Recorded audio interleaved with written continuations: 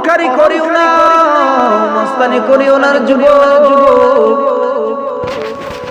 কারণ এই জমিনটা অহংকারী করার জমিন না, এই জমিনটা মস্তানি করার জমিন না রে বাবা। কারণ এই জমিন ইলম শিক্ষা করার জমিন, কোরআন হাদিস বুঝার জমিন, 5 ওয়াক্ত নামাজ পড়ার জমিন, এই জমিনে জান্নাত কামাই করার জমিন, চাষাবাদ করার জমিন। এই জমিনে আইসা যারা বেয়াদবি, যারা মস্তানি করবে, অহংকারী করবে, তাদের জন্য জাহান্নামের ঠিকানা কিন্তু অবধারিত করা আছে। ইলম শিক্ষা করো, ইলম শিক্ষা করো, দ্বীনও শিখো, রাতও শিখো। তাদারুসুল ইলমি সাআতাম মিনাল লাইলি খায়রুম মিন আহইয়াইহা। কয় রাতের বেলা কিছু সময় ইলমের চর্চা করা, কয় সারা রাত ইবাদত করার থেকেও এটা উত্তম।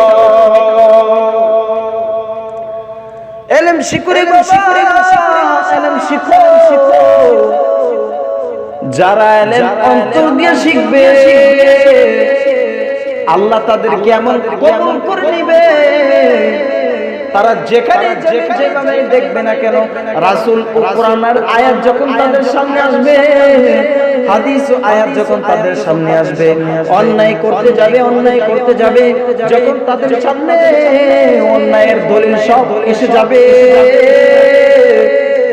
তখন বান্দা অন্যায় করবে না, বান্দা অন্যায় থেকে বরং ফিরে আসবে। ইলমের কত দাম, ইলমের কত দাম। ইলম শিক্ষা করো, ইলম শিক্ষা করো, নিজে ইলম শিখো, ছেলে সন্তানকে ইলম শিখাও।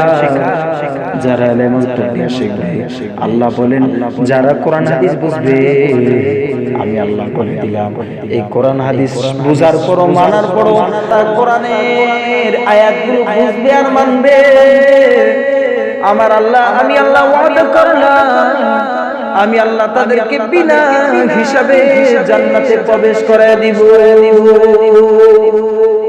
ইয়া ইলাহি তু মেরা মাবুদ হ্যায়, ইয়া ইলাহি তু মেরা মাশূক হ্যায়, ইয়া ইলাহি মুঝসে মুঝকো दूर करो, ताकि देखो मुझ में तुझको एक नज़र।